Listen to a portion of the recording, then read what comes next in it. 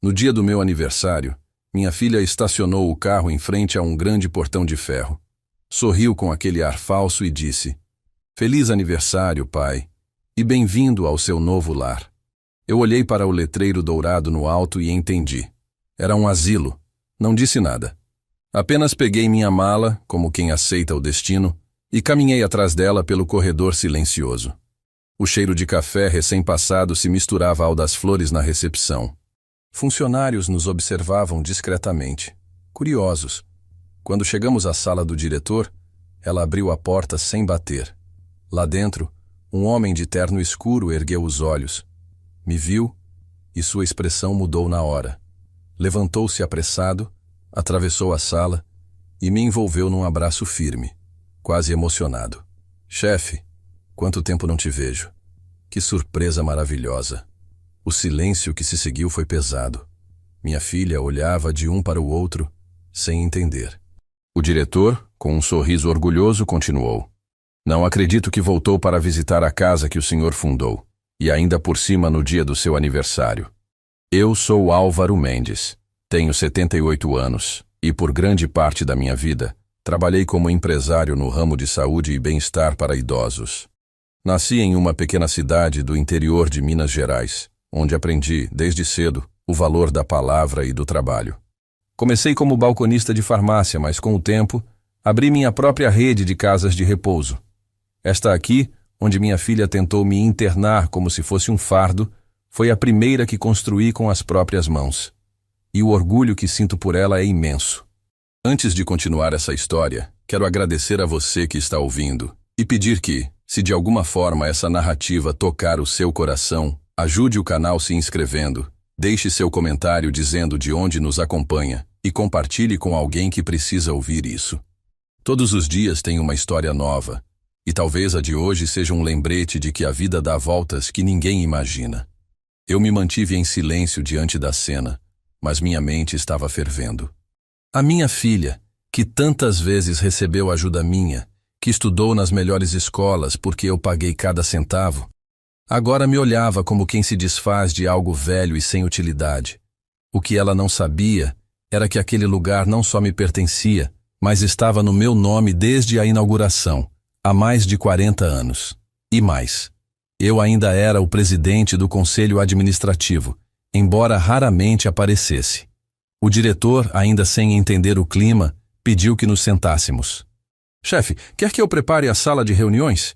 Podemos conversar com mais calma, mostrar os novos projetos?" Minha filha o interrompeu nervosa. "Chefe, como assim? Eu trouxe meu pai para morar aqui, não para reuniões." A reação dele foi quase de espanto. "Morar aqui? A casa é dele!" Foi nesse momento que vi o rosto dela mudar completamente. Primeiro incredulidade, depois uma mistura de vergonha e raiva.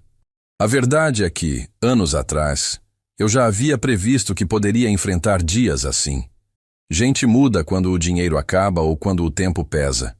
Então, mantive discrição sobre minhas posses, deixando que pensassem que eu vivia apenas com a aposentadoria. Isso me deu liberdade e, de certa forma, me protegeu de interesses mascarados de afeto. Mas confesso, nunca imaginei que veria minha própria filha me entregando num asilo, como quem se livra de um problema. Enquanto o diretor chamava um funcionário para trazer café, eu observava cada detalhe da sala. Quadros antigos nas paredes, alguns dos quais eu mesmo havia escolhido. Uma pequena estatueta sobre a mesa, presente que ganhei de um grupo de idosos no primeiro aniversário da casa. Cada canto tinha história, e vê-la ali, tentando me largar, me trouxe uma mistura de tristeza e uma estranha sensação de justiça. Eu não sabia ainda o que faria a seguir. Parte de mim queria expor tudo ali mesmo, deixar claro quem realmente mandava naquele lugar. Outra parte, mais calculista, pensava em esperar. Talvez essa fosse a oportunidade perfeita para mostrar à minha filha, com calma e precisão, que a vida cobra o que a gente planta. O café chegou, servido numa bandeja de prata que estava comigo desde a inauguração. A cada gole, eu sentia o peso dos anos, mas também a força de quem já havia enfrentado tempestades muito maiores. Minha filha mexia o celular, inquieta, talvez tentando encontrar alguma explicação para o que estava acontecendo. O diretor, tentando quebrar o clima, começou a falar das melhorias recentes na casa, dos novos quartos, da área de lazer ampliada. Tudo com orgulho, como se falasse para um amigo de longa data. Eu apenas ouvia. Não era hora de falar muito.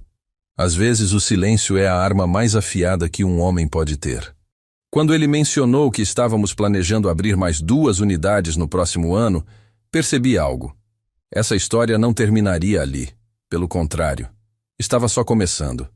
A porta do escritório se fechou lentamente, abafando o burburinho do corredor.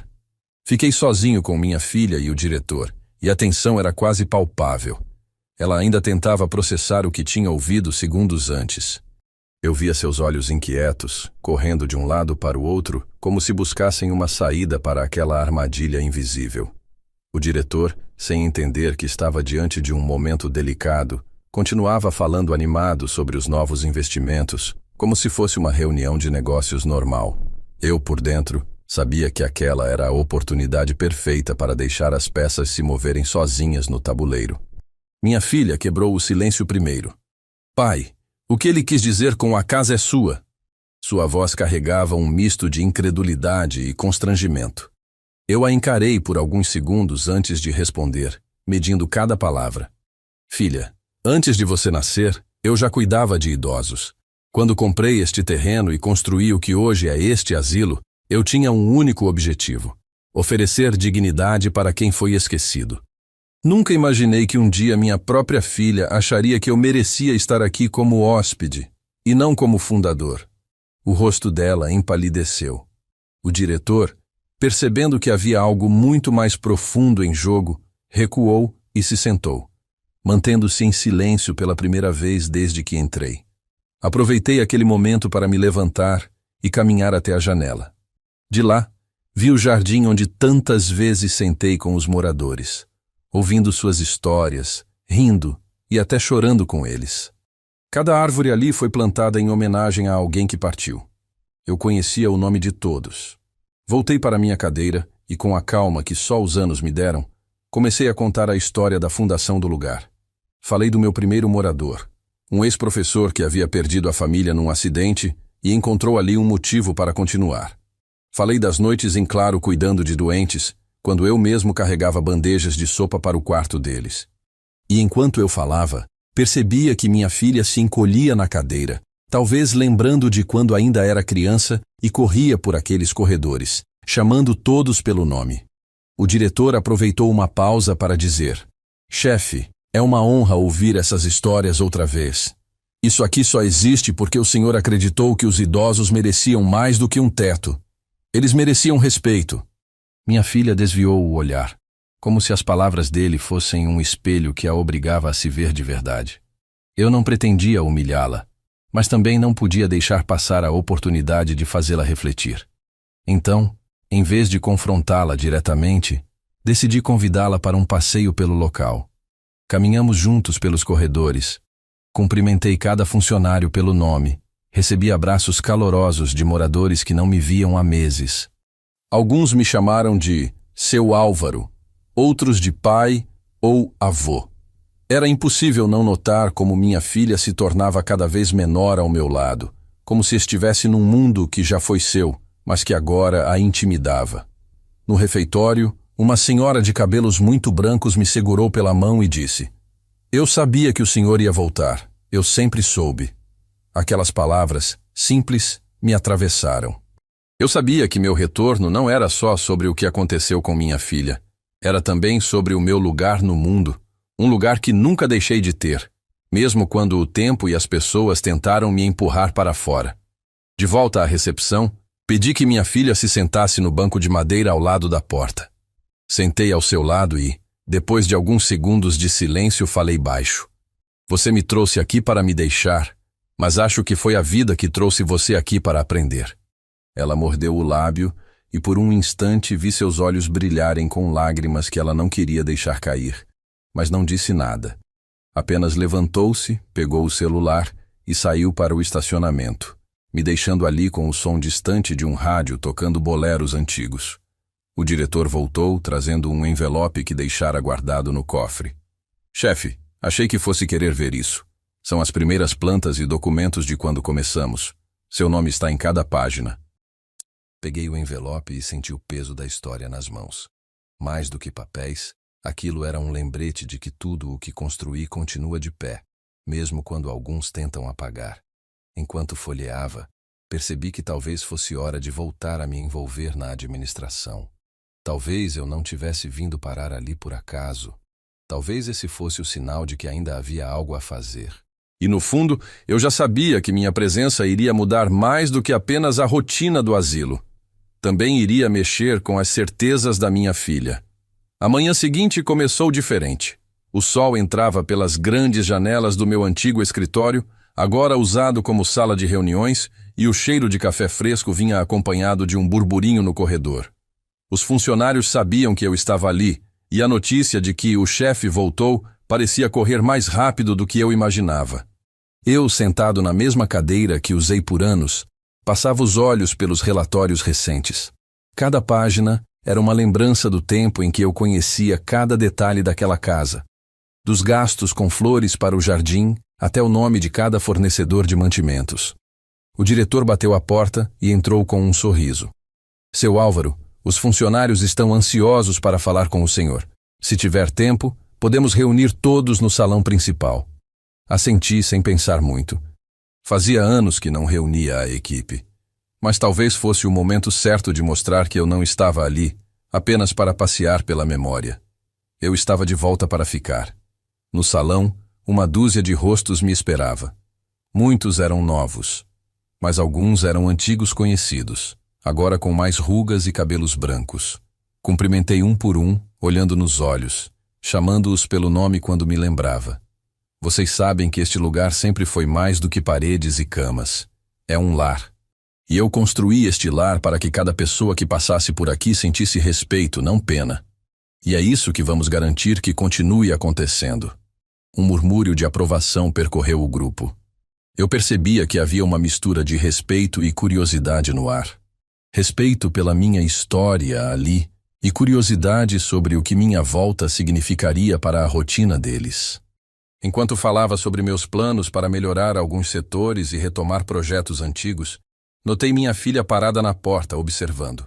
Ela não disse nada. Apenas cruzou os braços e ficou me olhando. Quando a reunião terminou, ela entrou. Então é isso? Vai se meter de novo na administração? Sua voz carregava ironia, mas também algo que soava como insegurança. Respirei fundo. Filha, eu nunca deixei de me importar com este lugar. Talvez tenha me afastado para te dar espaço, para te deixar viver sua vida sem minha sombra. Mas ontem percebi que talvez eu tenha deixado espaço demais e que algumas pessoas confundiram minha ausência com abandono. Ela desviou o olhar. Não foi isso, murmurou, mas não completou. Eu não pressionei. Sabia que era cedo para esperar arrependimento. Em vez disso, voltei para minha mesa e puxei uma pasta com documentos antigos. Vou revisar as contas, os contratos e ver o que precisa ser ajustado. E vou passar a vir aqui toda semana. Ao longo do dia, caminhei pelos corredores com o diretor, anotando pontos que poderiam ser melhorados. Um corrimão solto, um banco quebrado no jardim, a necessidade de pintar alguns quartos. Tudo parecia pequeno, mas eu sabia que no conjunto faria diferença. E cada ajuste que eu pensava reforçava uma certeza. Minha presença ali não era temporária. No final da tarde, sentei no banco do jardim, o mesmo onde tantas vezes conversei com moradores. Uma senhora se aproximou com passos lentos e se sentou ao meu lado. Soube que a filha do senhor queria deixá-lo aqui, mas acho que foi Deus que trouxe o senhor de volta para cuidar da gente. Essas palavras mexeram comigo mais do que eu esperava. Talvez houvesse mesmo algo maior acontecendo ali. Enquanto o sol se punha atrás dos muros, senti que estava apenas no começo de algo. Não era só sobre reassumir o asilo. Era sobre retomar meu papel na vida de muita gente, inclusive na vida da minha filha, mesmo que ela ainda não percebesse. E no fundo, eu sabia. Minha volta iria mudar muito mais do que a administração daquele lugar. Nos dias que se seguiram àquela primeira reunião no salão, percebi que minha presença incomodava minha filha muito mais do que ela deixava transparecer. Não era apenas no olhar que ela me lançava quando passava pelos corredores. Estava no jeito como seu corpo se enrijecia, na pressa em encerrar qualquer conversa quando eu aparecia, e até na forma como o tom de voz dela mudava ao falar comigo na frente dos outros. Era como se a minha simples existência ali fosse um lembrete constante de que ela não tinha o controle que imaginava. Logo no segundo dia, percebi que ela andava muito próxima do diretor. Via os dois conversando em voz baixa, quase sempre perto da recepção ou no corredor que levava aos escritórios administrativos. Eu não queria me intrometer, mas sempre que passava, notava que o assunto era interrompido de forma abrupta. Ela sorria de maneira ensaiada, como quem tenta disfarçar, e o diretor ajeitava os óculos, mudando o tema para algo irrelevante. Era um teatro mal feito. Naquela tarde, enquanto eu revisava alguns documentos antigos no meu antigo escritório, que, apesar de reformado, ainda guardava meu cheiro e minhas lembranças, a porta ficou entreaberta. Eu estava concentrado em uma planilha de despesas quando ouvi a voz dela no corredor, mais baixa, mas claramente dirigida ao diretor. Eu só quero entender qual é a influência real dele agora. Se ele pretende voltar a comandar tudo, isso muda muita coisa para mim.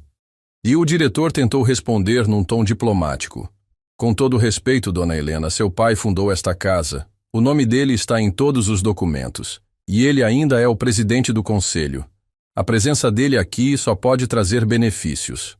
Houve uma pausa, e o que ouvi a seguir me atravessou como um golpe inesperado. Você não entende? Eu achei que ele estava acabado. Eu não sabia que ele ainda era o dono disso. Não houve raiva na voz dela, mas havia uma honestidade fria, como se dissesse algo óbvio. Para ela, eu já não passava de um homem sem forças, pronto para ser deixado à margem. Fechei os olhos e permaneci imóvel, deixando que a conversa seguisse. Não queria que soubessem que eu estava ouvindo. Poucos minutos depois, ouvi passos se afastando, primeiro firmes e depois mais leves, até que o silêncio voltou a preencher a sala. No dia seguinte, percebi que ela havia mudado de estratégia. Não tentou mais confrontar diretamente minha presença na administração. Pelo contrário, começou a se aproximar dos moradores, sentando-se com eles no jardim, trazendo doces e biscoitos, perguntando sobre suas histórias. Via conversando longamente com Dona Mariana, uma das moradoras mais antigas que conhecia cada detalhe da história deste lugar e, sem dúvida, falaria muito sobre mim. Era curioso observar. Havia ali um esforço quase ensaiado, como se ela tentasse criar sua própria base de simpatia. Mas nem todos os momentos foram cordiais. Durante o almoço no refeitório, por exemplo, um dos funcionários veio até mim para falar sobre um problema de abastecimento na cozinha. Enquanto eu escutava, ela, sentada na mesma mesa, sorriu de leve e disse: "Pai, se quiser, posso cuidar disso. Talvez seja a hora de descansar e me deixar ajudar." Havia uma ponta de desafio na frase. Eu a encarei e respondi com voz calma, mas firme: "Descansar não está nos meus planos, filha. E cuidar. Eu sempre cuidei." O silêncio que se seguiu foi pesado, interrompido apenas pelo barulho de talheres. À tarde, o diretor veio ao meu encontro visivelmente desconfortável. "Seu Álvaro, não quero me meter em assuntos de família, mas percebo que sua filha está resistente. Talvez seja só o impacto da sua volta, mas parece preocupada com o que isso significa." Cruzei as mãos sobre a mesa e respondi: "Não quero afastá-la nem criar uma guerra, mas também não vou me afastar do que é meu. Ela vai precisar entender isso, no tempo dela." Mesmo assim, uma inquietação começou a crescer dentro de mim. Eu conhecia minha filha o suficiente para saber que, quando ela não fala claramente sobre suas intenções, é porque existe algo escondido. E a tentativa de me deixar no asilo como um simples morador, aliada à surpresa dela ao descobrir que eu ainda era dono, formava um quebra-cabeça que eu precisava montar. 2 dias depois, encontrei Dona Mariana novamente no jardim. Ela sempre foi perspicaz e tinha uma memória afiada. "Seu Álvaro, achei estranho. Sua filha veio conversar comigo ontem, perguntando quem cuida das finanças da casa. Disse que estava curiosa, que queria entender melhor como tudo funciona." Aquilo acendeu um alerta dentro de mim.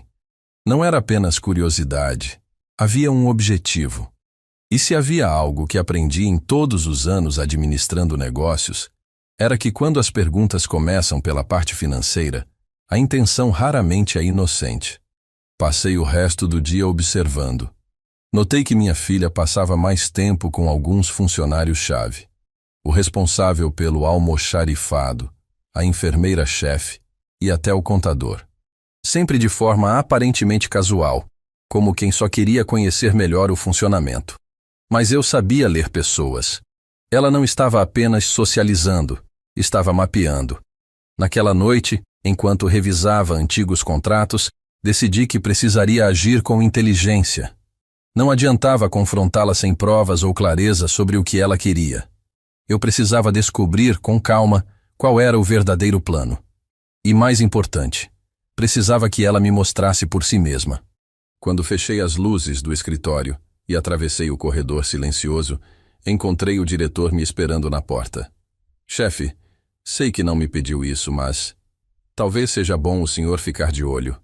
Não quero ser desrespeitoso, mas sinto que ela não está aqui só para lhe fazer companhia. Apenas assenti. Eu já sabia disso. Enquanto caminhava de volta para meu quarto, uma certeza se firmava dentro de mim. Minha filha não tinha vindo aqui para se aproximar de mim. Ela tinha vindo para entender até onde podia chegar, e talvez até onde poderia tirar de mim. O que ela não imaginava é que eu estava preparado para muito mais do que ela supunha, e que cada passo que ela dava, eu já estava vendo de longe. Acordei antes do sol com aquela sensação de que alguma coisa grande ia acontecer. Sentei na beira da cama por alguns minutos, ouvindo os sons da casa despertando, o carrinho de medicação passando, o portão do jardim rangendo, um rádio tocando baixinho na copa. Vesti a camisa devagar e fui para a sala administrativa. Queria começar o dia revendo papéis. Às vezes, o que a gente procura não está nas palavras ditas, mas nas escritas. Abri uma gaveta e logo no topo encontrei uma pasta marcada Conselho, Correspondências. Dentro, havia um envelope pardo com meu nome e o carimbo da contabilidade. Não estava aberto. Passei o abridor de cartas e assim que tirei o conteúdo, vi 1 minuta de procuração para atos de gestão, com espaço para minha assinatura. No canto, um post-it escrito à mão. Seu Álvaro, conforme conversamos com a sua filha, basta o senhor assinar que agilizamos o novo banco. Eu nunca conversei sobre banco novo. Antes que eu pudesse decidir o que fazer, Clara, a enfermeira-chefe, apareceu à porta. Trabalha comigo desde o início e sabe ler o ambiente. Sentou-se à minha frente e disse: Ontem, sua filha perguntou sobre protocolos de avaliação cognitiva e onde ficam guardados. Falou que era para garantir a segurança de todos, mas me soou como assunto de advogado. Mostrei a ela o documento que eu acabara de encontrar. Clara apertou os lábios e completou: O doutor Roberto me contou que recebeu ligação do escritório dela pedindo um laudo seu, com ênfase na capacidade decisória. Aquela informação me atingiu fundo. Não me assustava envelhecer, mas me assustava ver minha lucidez ser colocada em dúvida para atender a interesses. Fiquei lembrando de quando Helena era criança, de como se orgulhava deste lugar. Onde foi que tudo mudou? Chamei o diretor e coloquei a minuta sobre a mesa. Ele leu e balançou a cabeça. Nada disso passou por mim. Só soube que ela pediu a contabilidade para agilizar alguns processos. Falei firme. Quero que qualquer documento com meu nome passe por aqui antes. Não assino nada que não leia. Ele assentiu. Decidi que precisava de ajuda confiável. Liguei para Roberto, o contador antigo que esteve comigo nos primeiros anos. Pedi que viesse pessoalmente e trouxesse seus olhos de auditor. Em menos de 1 hora ele estava ali, com a pasta de couro. Mostrei a minuta, contei das conversas e dos pedidos de laudo. Ele anotou e disse: Vamos pedir extratos, contratos e correspondência com bancos. E olhar e-mails da contabilidade sobre atualização cadastral. Enquanto ele investigava, caminhei pelo corredor. No mural de fotos, vi a imagem da festa de inauguração. Eu segurando Helena no colo, sorrindo. A vida parecia tão simples naquele dia. Pouco depois, Roberto voltou com algo que acendeu meu alerta. 3 orçamentos de empresas recém-criadas oferecendo pacotes de manutenção com descontos exagerados. Porta de entrada para drenagem de caixa, explicou. Não precisei ouvir mais para entender que havia risco. Chamei Clara de novo e pedi anotações sobre as conversas de Helena. Ela me entregou um bloco com horários e resumos. Uma anotação saltou aos olhos. Segunda, 16h40. Dona Helena pediu cópia do protocolo de avaliação cognitiva do Sr. Álvaro. Disse que levaria para anexar a um requerimento. Eu nunca autorizei isso. Fui até o arquivo e abri meu dossiê. Lá estavam meus exames e avaliações, normais para minha idade, com laudos que atestavam minha plena orientação e autonomia. Não havia nada que sustentasse a necessidade de um responsável legal. No fim da tarde, Roberto trouxe mais uma peça do quebra-cabeça. Um e-mail da assessoria de Helena para um banco, falando em migração de relacionamento e pedindo que o responsável legal assinasse a papelada. Se pedem responsável legal, é porque em algum lugar já tentaram te declarar não responsável, disse ele. Pedi a Roberto que monitorasse qualquer documento com o meu nome e me avisasse antes de qualquer coisa. E pedi outra coisa: discrição absoluta. Quando o relógio marcava 3 da tarde, vi Helena no corredor, de blazer claro, andando ao lado de um homem de terno azul e pasta preta. Advogado. Ela sorriu, mas o passo apressado denunciava que vinha com pressa de resolver algo. Meu corpo reagiu com um frio na espinha, mas minha mente ficou firme. Era hora de ouvir e observar. Eles entraram na sala. O advogado estendeu a mão com um cumprimento ensaiado e tirou da pasta um maço de papéis. Eu já sabia que, qualquer que fosse a conversa, aquela seria a primeira vez que minha filha veria que eu estava 2 passos à frente. O advogado abriu a pasta com um gesto estudado, como quem já fez aquilo centenas de vezes. Colocou sobre a mesa um maço de papéis presos por um clipe dourado e empurrou na minha direção com um sorriso educado. Seu Álvaro, trouxemos aqui uma atualização necessária para facilitar a gestão da casa e simplificar processos. Nada que mude sua rotina, apenas questões formais. A palavra formais saiu da boca dele com aquela leveza calculada. Mas meus anos de experiência me ensinaram que, quando um advogado suaviza demais, é porque o peso real está nas entrelinhas. Mantive o olhar firme nele, mas minha atenção estava na verdade na expressão de Helena. Ela cruzou as pernas, ajeitou o blazer e tentou sustentar um sorriso, mas a ponta dos dedos tamborilando na mesa entregava a ansiedade. E quais seriam exatamente essas questões? Perguntei sem tocar nos papéis. O advogado respirou fundo, provavelmente para ganhar tempo, e respondeu: basicamente, a transferência da responsabilidade legal para que sua filha possa assinar em seu nome quando necessário, evitando que o senhor precise se deslocar para bancos ou cartórios. O ar pareceu ficar mais pesado. Eu me inclinei para a frente, apoiei os cotovelos na mesa e falei com calma. Sabe o que mais evita deslocamento, doutor? Não tentar tirar a caneta da mão de quem ainda escreve com firmeza. Vi o rubor subir pelo pescoço dele. Helena desviou o olhar, mexendo no celular como se aquilo fosse um assunto menor. Empurrei lentamente os papéis de volta. Antes de qualquer conversa sobre assinatura, quero revisar cada linha com o meu contador, o Roberto. Ele está aqui na casa hoje. Podemos chamá-lo para se juntar a nós? O advogado pareceu engolir seco. Helena tentou intervir. Pai, não precisa complicar. É só uma formalidade. Eu a interrompi com um gesto da mão. Formalidade, Helena. É cantar parabéns no meu aniversário. O que você está pedindo é outra coisa. Chamei o diretor pelo interfone. Poucos minutos depois, ele entrou com Roberto. O contador abriu a pasta dele, tirou uma caneta e pediu para olhar os documentos. O advogado, constrangido, cedeu. Roberto folheou com a precisão de quem sabe o que procurar. Ao chegar na 3ª página, franziu a testa e apontou. Seu Álvaro, aqui está escrito que a procuração é irrevogável e irretratável. Isso significa que, uma vez assinada, o senhor perde o direito de revogar. E mais, abrange todos os bens registrados em seu nome, não apenas esta instituição. O silêncio que seguiu foi pesado. Helena ficou imóvel, com o olhar fixo no canto da sala. O advogado pigarreou, tentando disfarçar. Um modelo padrão podemos ajustar? Roberto não o deixou terminar. Padrão?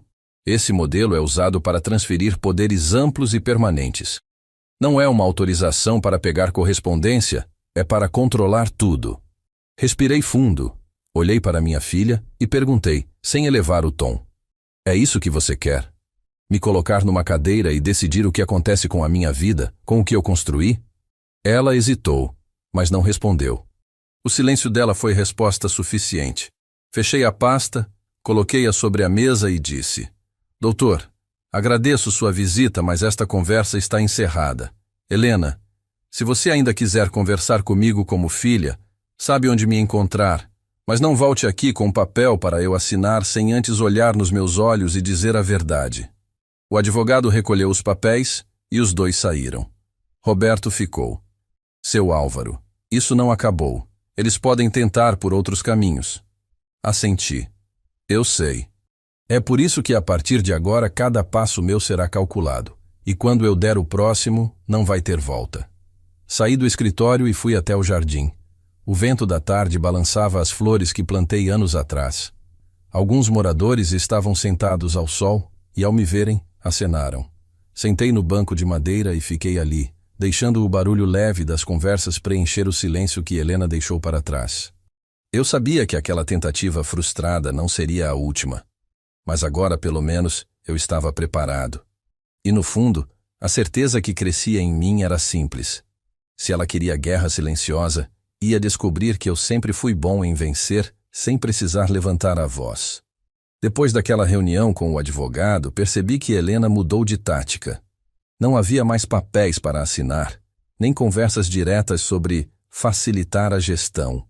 Pelo contrário, ela começou a aparecer sorridente, trazendo bolo para o café da tarde, ajudando os moradores a montar quebra-cabeças no jardim, sentando ao meu lado para ouvir histórias.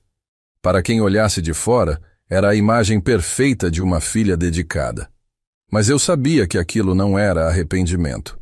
Era cálculo. No terceiro dia, ela se aproximou durante o café. A bandeja tinha pão de queijo, fatias de bolo e um bule de café fumegante. Sentou-se na minha frente, olhou-me com um sorriso quase infantil e disse: Pai, estive pensando, talvez eu tenha sido dura demais com você. Eu só queria ajudar, sabe? Eu vi que o senhor estava sozinho e... Fiz questão de manter a expressão calma. Ajudar é bom, filha, mas só funciona se a pessoa quer ser ajudada. E às vezes, quem está sozinho não está perdido. Ela riu, mudou de assunto e começou a perguntar sobre alguns moradores, querendo saber detalhes de suas histórias. Eu respondi, mas sem me esquecer de que cada gesto dela estava sendo calculado. No dia seguinte, Clara me chamou discretamente para a sala de enfermagem. Fechou a porta, olhou para os lados e me entregou um papel dobrado. Chegou pela contabilidade. Achei que o senhor devia ver antes de mais ninguém.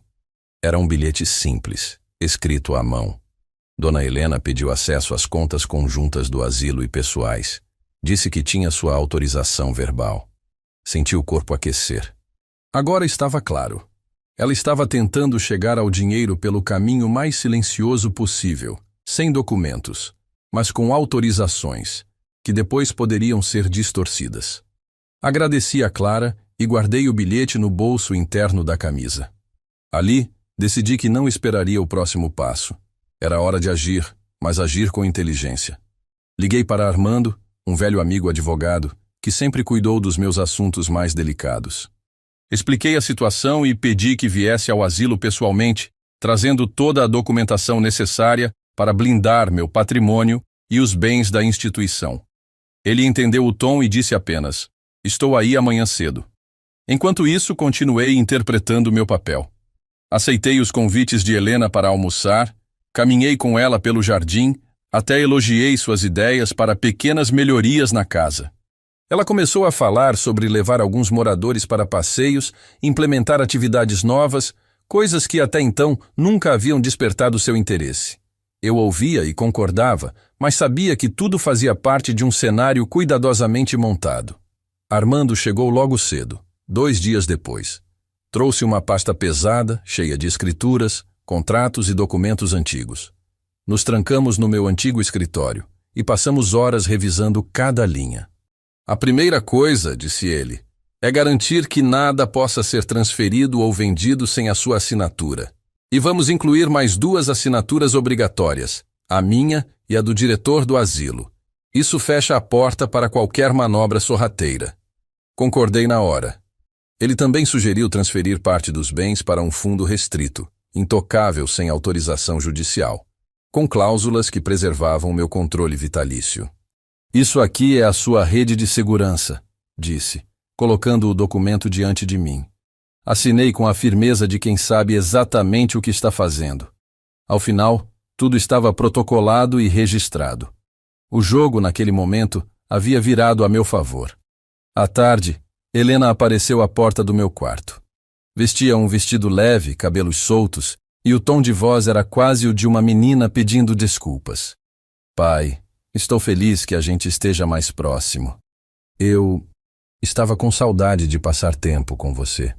Fiquei olhando para ela por alguns segundos antes de responder. A vida sempre dá chance para a gente se aproximar, filha. A questão é como a gente usa essa chance. Ela sorriu, talvez sem entender o peso das minhas palavras, e me deu um beijo no rosto antes de sair. Quando ela se afastou pelo corredor, percebi que minha respiração estava mais leve. Não porque acreditava na mudança dela, mas porque sabia que, a partir daquele dia, não havia mais caminho para me surpreenderem com uma armadilha. Ela ainda poderia tentar, e eu sabia que tentaria. Mas agora eu tinha as chaves de todas as portas e os olhos em todas as fechaduras. Enquanto a via desaparecer na curva do corredor, senti que minha posição havia mudado. Eu não era mais apenas o alvo de um plano. Eu era quem, silenciosamente, passaria a mover as peças. Helena descobriu a mudança no momento em que achava que tinha tudo sob controle. Foi logo cedo, quando entrou na sala da contabilidade com um sorriso ensaiado, carregando uma pasta preta e o tom doce que aprendeu a usar para disfarçar a pressa.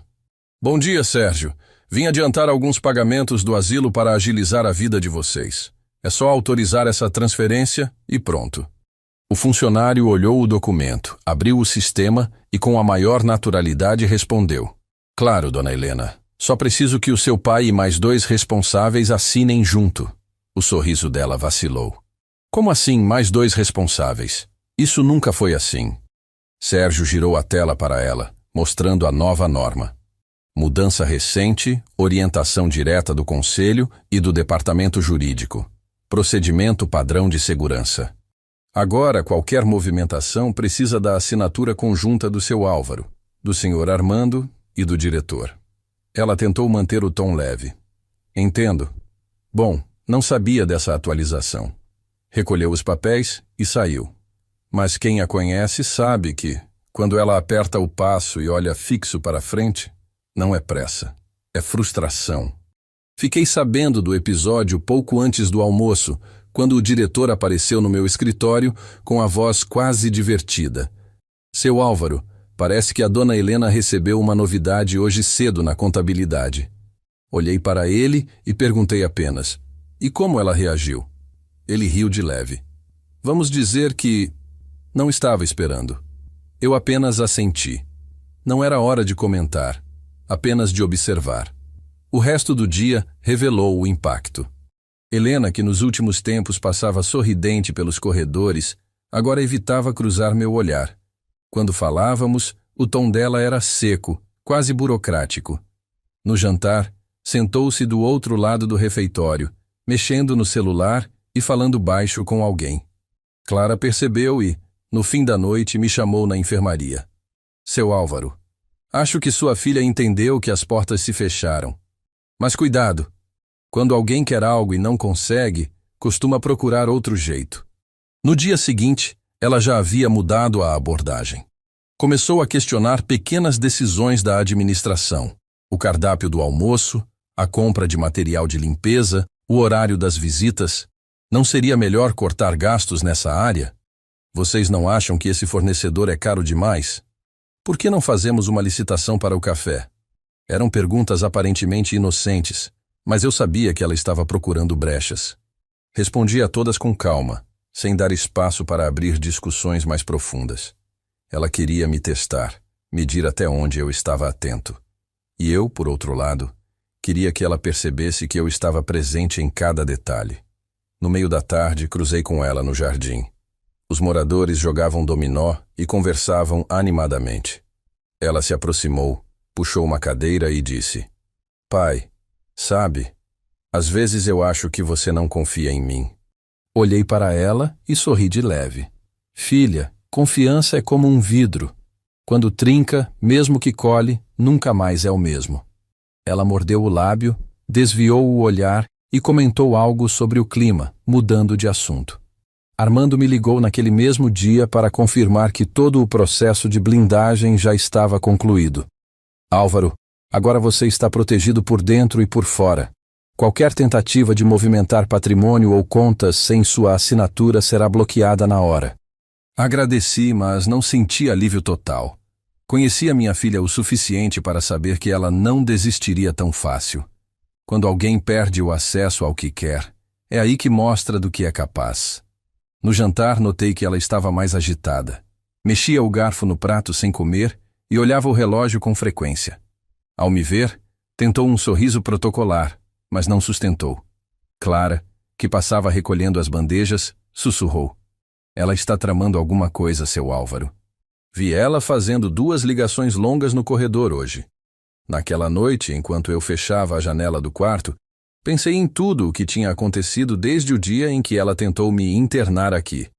O que mais me doía não era a tentativa de controlar meu patrimônio, mas a frieza com que ela estava disposta a fazer isso. Ainda assim, havia uma parte de mim que queria entender o porquê. Não justificaria, mas talvez explicasse. Decidi esperar. Às vezes, a melhor maneira de fazer alguém se revelar é deixar que pense que ainda tem o controle da situação.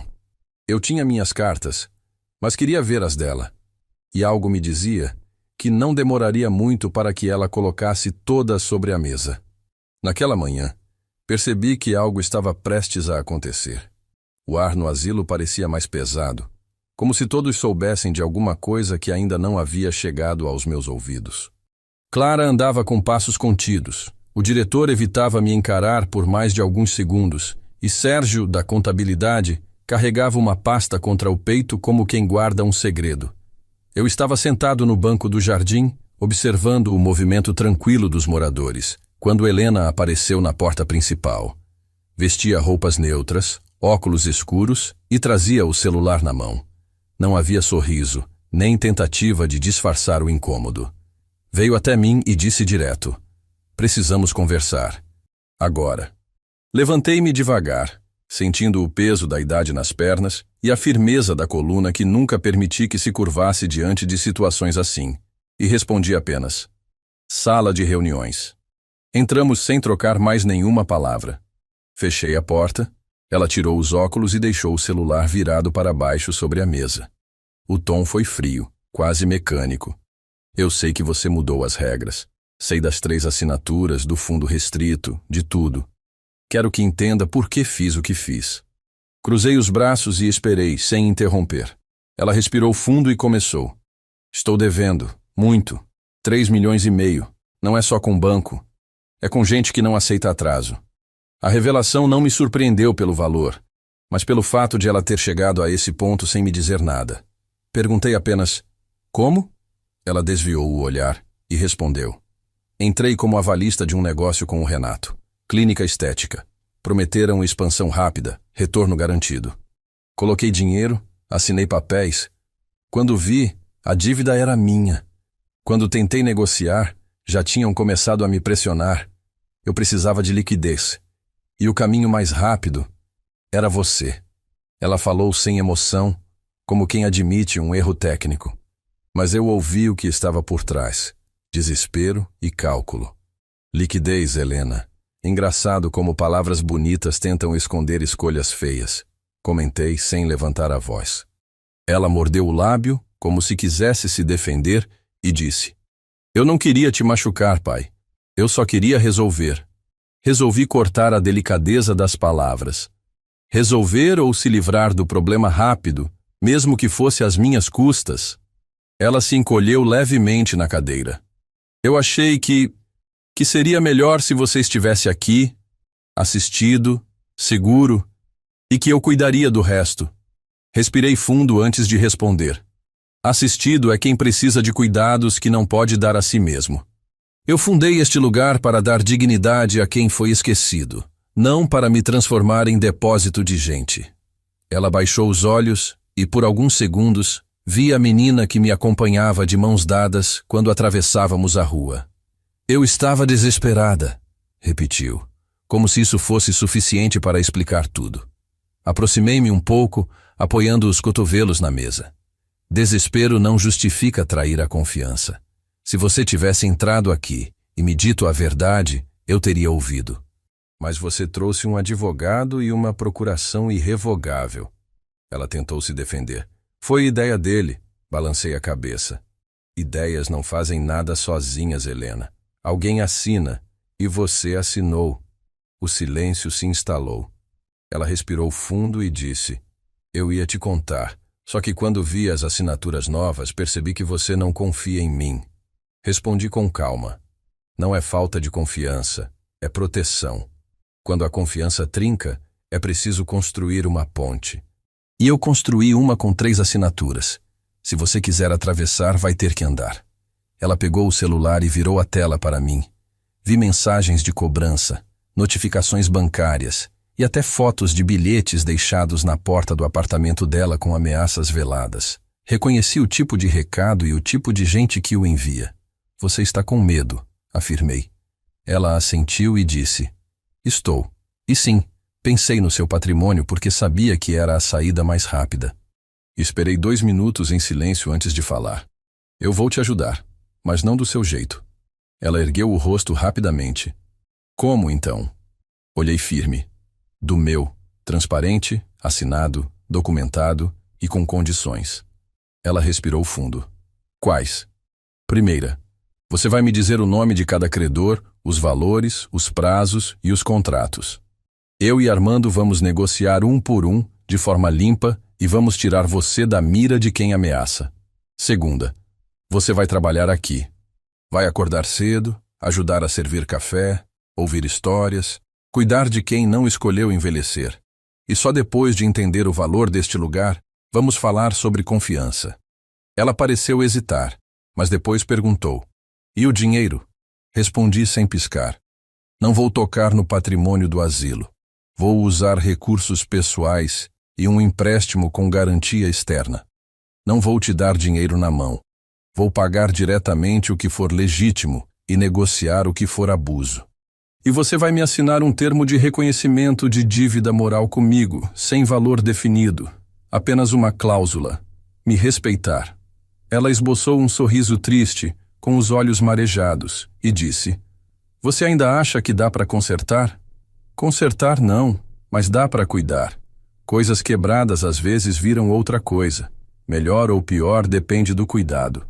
Ficamos em silêncio por alguns instantes, até que ela disse, eu topo. Mas logo completou. Só que tem uma coisa. Eu não fui a única a assinar. O Renato colocou o nome do Lucas como garantia solidária. O nome do meu neto caiu sobre a mesa como um peso de pedra. Como assim, o Lucas? Ela explicou. No contrato da clínica. Eu não vi, pai. Mas agora, se eu não resolver, eles disseram que vão atrás dele quando fizer 18 anos. Nesse momento, entendi que o problema já não era só dela. E que a minha resposta teria que ser muito maior do que um simples plano de pagamento. Quando ouvi o nome do Lucas envolvido naquela história, algo dentro de mim mudou. Até então, tudo era sobre proteger o que eu construí e evitar que minha filha me tirasse do controle da própria vida. Mas agora, meu neto estava no meio. E isso transformava a questão em algo muito mais sério. Eu não ia permitir que um menino de 17 anos, que ainda estava descobrindo o mundo, fosse arrastado para dentro de dívidas e ameaças que não eram dele. Passei o resto do dia com Armando, meu advogado, e Roberto, o contador, revisando cada detalhe do contrato da clínica. Descobrimos que a assinatura do Lucas havia sido incluída num aditivo sem qualquer consentimento dele, aproveitando-se do fato de ser menor de idade.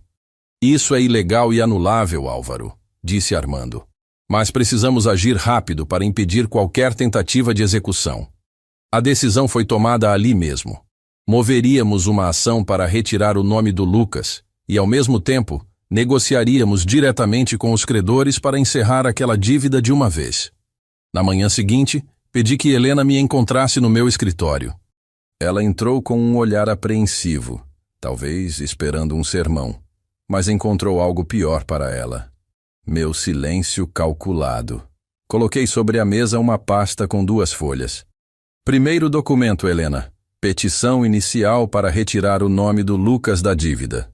Já está pronta. Vamos entrar hoje mesmo na justiça. Segundo documento. Um plano de pagamento e acordo com os credores, que eu já comecei a negociar. Você vai assinar, mas também vai cumprir a parte que combinamos. Ela folheou, leu por alto e depois levantou os olhos. Então, você vai pagar? Respondi firme. Eu vou resolver, mas pagar e resolver são coisas diferentes. Pagar é dar o dinheiro. Resolver é garantir que isso não volte a acontecer.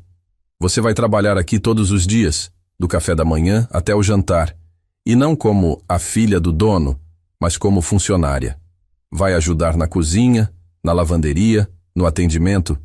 Vai conhecer pelo nome cada morador e vai aprender o que significa responsabilidade. Nos dias seguintes comecei a ver a mudança.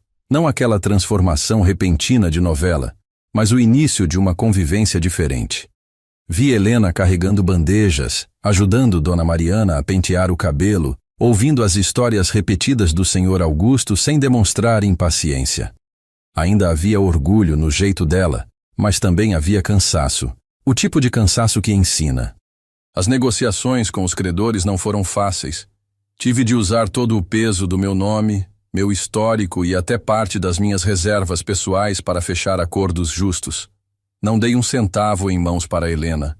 Cada pagamento foi feito diretamente, com recibo, e cada cláusula do acordo foi assinada por ela, reconhecendo que aquilo era uma dívida moral comigo e que a confiança seria reconstruída aos poucos, se fosse. 2 meses depois recebi a confirmação oficial. O nome do Lucas estava fora de qualquer obrigação.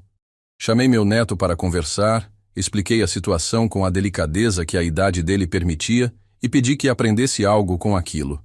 Nunca assine nada sem entender. E, principalmente, nunca coloque sua liberdade nas mãos de quem não respeita a própria. Ele me abraçou sem dizer nada, e esse abraço valeu mais que qualquer vitória judicial. Quanto a Helena, ela continuou no asilo. Não porque fosse obrigada, mas porque, acredito, começou a ver que ali havia algo que ela nunca encontrou em contratos ou promessas de lucro: dignidade. A relação entre nós não voltou a ser como antes, mas ficou mais honesta. Ela sabia que eu não permitiria outro deslize. E eu sabia que, apesar dos erros, ainda havia um pedaço dela disposto a aprender. Hoje, quando caminho pelos corredores e vejo minha filha ajudando a servir o almoço ou rindo com os moradores, sinto que, de algum modo, consegui proteger não só o que construí, mas também quem faz parte da minha história. E, acima de tudo, garanti que meu neto não herdasse uma dívida que não era dele, nem financeira, nem moral. A vida me ensinou que justiça nem sempre é punir. Às vezes, é proteger. E proteger, muitas vezes, exige firmeza, frieza e amor na mesma medida. Comenta aí se essa história tocou seu coração. Porque, no fundo, acredito que todo mundo tem um pedaço de família que já precisou de firmeza e amor ao mesmo tempo. E talvez alguém que você conheça precise ouvir isso hoje.